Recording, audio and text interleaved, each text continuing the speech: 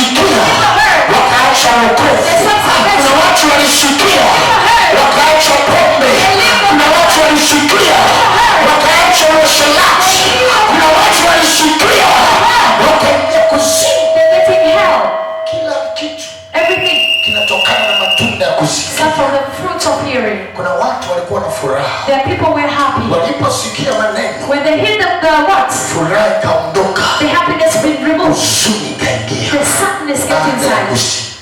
After hearing, mwambie jirani yako, tell your neighbor, kuanzia leo, from today, kwenye masikio yangu, in your ears, siko tayari I am not ready kusikia taarifa mbaya. to hear the bad information. Mwambie tena, kama ni taarifa mbaya, If it's a bad information, baki nayo wewe.